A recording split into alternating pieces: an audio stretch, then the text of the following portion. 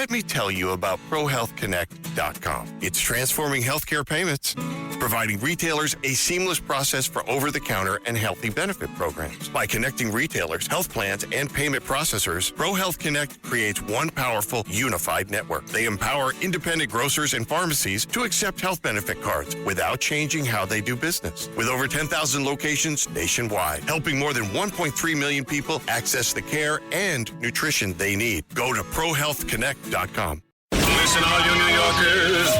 Excuse me. Taxi. Okay, man, we're looking around. This is the 77 WABC minicast.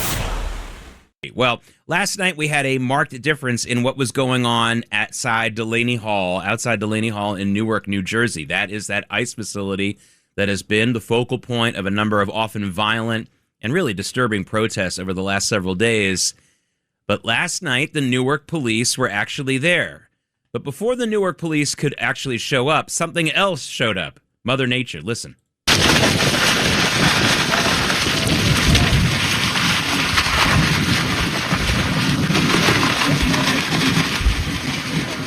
That is the sound of strong wind gusts before those rough storms that I just told you about in the New York area started to hit all of those encampments that those protesters had set up. So that was the first strike against the protesters last night. They didn't do very well with that at first. And then the Newark police started firing some pepper spray, but first actually was ICE firing some pepper spray. And this was about an hour or so even before that wind started.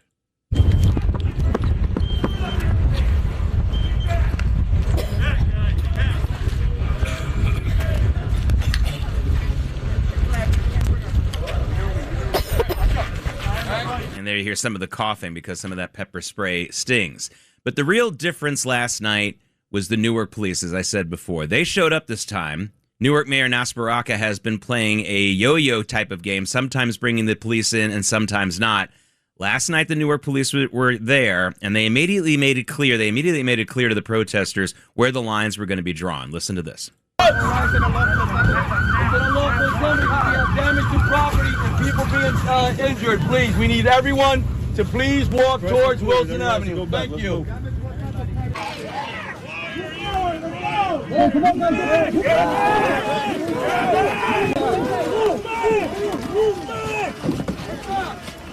So that first piece of sound that you heard was a Newark police officer instructing the protesters to move back, further back, and then the second piece of sound was a brief moment when a number of the protesters started pushing against the Newark police who were in those riot shields that you see them holding, that you hold in your hand. So that happened, and we really got some arrests. We got about 4 or 5 arrests, and things eventually calmed down. Another bit of this story, though, that you might be interested in is that the mainstream media is absolutely not covering these Newark protests in a timely fashion at all. Not really sure why. But if you try to find out what happened the morning after, or even sometimes a day after what happened at Delaney Hall, you'll be out of luck if you're just Googling mainstream news media. PBS is doing the more current job, but that's, again, a stretch to say that at least. They still have nothing about last night up on their website or their reports.